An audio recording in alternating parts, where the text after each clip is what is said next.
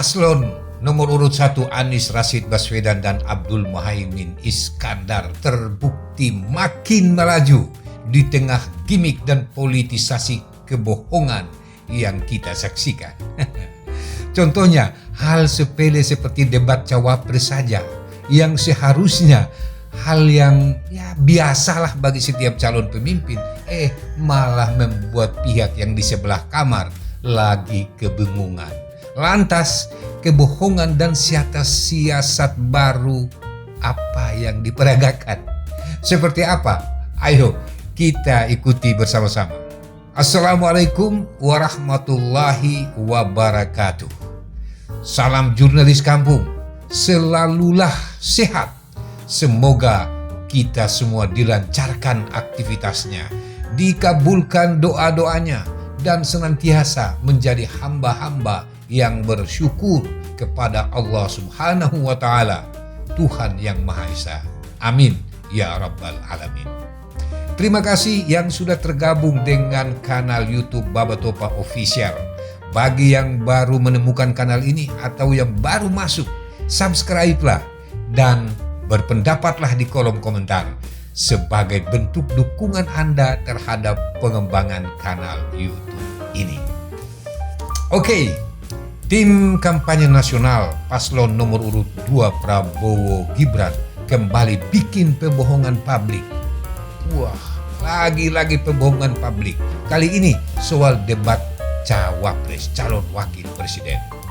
Menurut TKN, tim kampanye nasional, sebagaimana dilansir oleh media Kompas, bahwa tim Amin yang tidak mau debat cawapres itu digelar. Ngaco.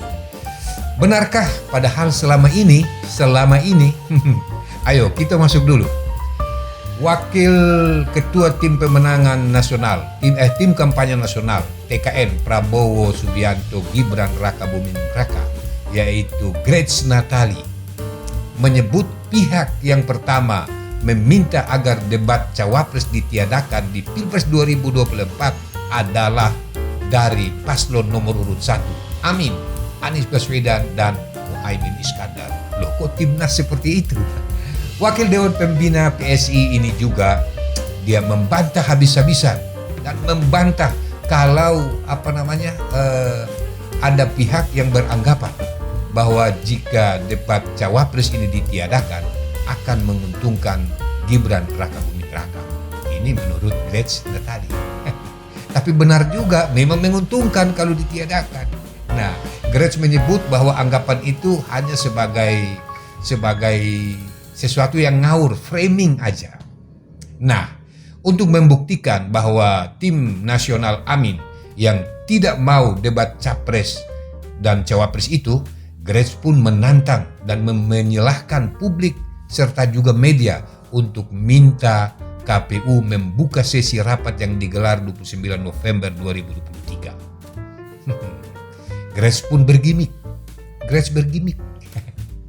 bahwa anggapan peniadaan debat cawapres itu menguntungkan Gibran, itu Grace bilang begini, itu sama sekali misleading, kata Grace ya, misleading dan sangat ngawur karena yang meminta untuk dia tiadakan paslon kan nomor urut 1 kok. Ya silahkan cek di KPU, ada minutes of meetingnya, ada rekaman rapatnya. Oke, kalau begitu kita cek benar tidaknya Grace Natali ini, dan di sana kita akan temukan orang-orang yang mengikuti meeting. Oke, kita saksikan. Ini meminta tidak ada debat sebenarnya, tapi penyampaian visi misi. Jadi penyampaian visi misi, dan bahkan saat itu kita catat itu betul disampaikan bagaimana sebenarnya paslon nomor 2 disampaikan langsung ketika rapat. Jadi bagaimana waktu 150 menit itu cukup untuk menyampaikan visi misi yang begitu tebal. Kalau kita ini debatnya antar calon.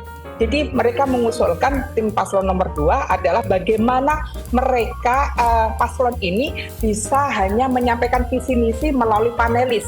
Jadi tidak perlu berdebat, ada debat antar calon. Itu kita catat betul itu, dan kami di Timnas Amin ini terus terang kita tidak menyepakati itu, karena bagaimanapun kita butuh kualitas butuh melihat kualitas dari pasangan ini. Sehingga yang kita fokuskan juga yang namanya debat ya berarti harus debat antar calon, tidak hanya menyampaikan visi misi. Itu cara. Oke, kenapa sih Mas Edi waktu itu ada usulan justru nggak perlu ada debat, sampaikan aja visi misi? Ya karena memang kan ini masa kampanye kita kan sangat singkat. Di dalam masa kampanye singkat itu penyampaian visi misi program itu juga relatif bisa dikatakan tidak menyeluruh. Tidak ada event tertentu di mana masing-masing pasangan calon yang pada saat ini pemilu ini kita hendak melakukan adu gagasan itu memiliki kesempatan untuk adu gagasan tersebut. Jadi gagasan ini harus disampaikan, harus dielaborasi secara komprehensif, secara menyeluruh agar masyarakat yang mengikuti debat ini bisa memahami. Nah, oleh karena itu, itulah usulan kami karena memang di dalam debat tersebut temanya kan sudah Tapi Mas Edi, bukannya dengan mempertegas gagasan itu juga harus dipertegas juga salah satunya dengan tadi ya dialog misalnya atau debat satu sama lain. Kami tidak pernah menyangkal dan tidak pernah merasa tidak memerlukan adanya dialog tersebut. Tetapi memang kita harus menyampaikan visi misi program tersebut sebagai salah satu bentuk daripada akuntabilitas kita nantinya. Pada saat nanti kita kemudian dipilih oleh masyarakat dan masyarakat juga memilih akan melakukan uji publik terhadap program yang kita ajukan. Nah, inilah formatnya dalam debat tersebut. Jadi saya kira penyampaian itu merupakan hal yang sangat penting. Ya, Ibu Grace Natali mau bohong apa lagi? Sudah jelaskan di video tadi. Kebohongan apa lagi Grace Natali? Harusnya TKN Prabowo Gibran ini jujur, tidak membuat gaduh di musim politik seperti ini. Politik gimmick, politik ketakutan yang dipoles dengan kebohongan, drama Korea yang terus membohongi masyarakat di tahun politik. Kasihan juga. Dan kasihan sama Pak Prabowo sebenarnya. Beliau itu negarawan. Beliau ingin publik menikmati pemilu ini dengan riang gembira, tanpa hoax, tanpa kebohongan yang terstruktur. Beliau ingin menutup karir, Prabowo ya, menutup karir dan pengabdian beliau dengan manis dan mempesona. Menang dalam Pilpres harus menang terhormat, dan kalah pun tetap tersenyum dan mengakui keindahan demokrasi di bumi pertiwi. Begitu kira-kira. Nah, di sisi lain kita juga berharap harusnya KPU ini berkinerja transparan dan patuh terhadap aturan. Tidak usah membelok-belokkan aturan itu yang nantinya justru ada tudingan KPU seolah-olah mau menyelamatkan paslon tertentu di Pilpres. Ini bisa merusak demokrasi. Statement anggota KPU Idham Halik misalnya yang merujuk peraturan KPU nomor 15 tahun 2023 pasal 50 ayat 1 ini seolah-olah dibelokkan maknanya, di mana meminta debat cawapres ini didampingi oleh pasangan masing-masing. Harusnya KPU harus gentleman. KPU pastikan debat paslon Pilpres ya harus capres cawapres hadir. Debat capres ya capres. Kemudian debat cawapres ya cawapres. Kan simpel kan? Nah, sebagai supir yang harus jelas, jangan belok-belok. Apalagi sampai masuk ke lorong-lorong gelap. Bahaya, bro. Sahabat perubahan, harusnya pemilu ini dilaksanakan sesuai rule dan penuh keriangan. Tidak perlu ada narasi-narasi yang bikin gelisah publik dan penyelenggara juga harus tegas memaknai aturannya sendiri. Nah, coba lihat bagaimana kegelisahan publik akibat celotnya dari tim kampanye nasional Gibran Grace Natali di atas. Seperti ini. Nah, ini dari Kompas bahwa yang meminta debat cawapres ditiadakan adalah Amin. Ini kan bohong besar ini. Nah, ini dari Kompas, tingkat Kompas juga bisa mengakomodir padahal Grace Natali tidak ikut. Nah, ini gak usah tuduh-menuduh. Mari buktikan saja debat cawapres, mana yang jago debat dan mana yang pas debat kencing di celana. PSI jangan sekali-kali mengklaim sebagai partai anak muda kecuali kalau sudah tidak menyusul lagi, sudah bisa berjalan sendiri dan makan sendiri. Nah, inilah kalau misalnya dalam debat itu orang nggak siap, nah seperti ini.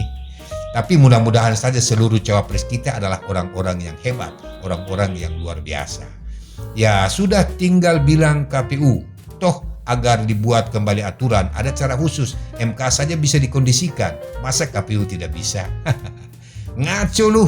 Ini mungkin ditujukan ke Gretz. Yang nggak mampu debat tuh Gibran.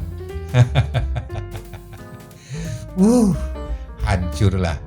PSI ID, kerjaannya fitnah. Jangan dipilih partai tukang fitnah. Ya, kayaknya memang kita harus butuh partai yang sportif ya.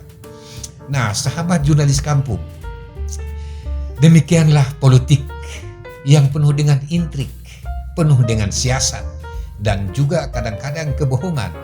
Dan bagi Amin, tetaplah semangat, tersenyumlah, dan tertawalah atas kebohongan-kebohongan yang mereka lakukan. Kita hanya bisa doakan mereka agar segera kembali melihat arah kompas dan segera pula kembali ke jalan yang lurus. Oke, kita jemput pemimpin baru Indonesia 2024. Salam perubahan.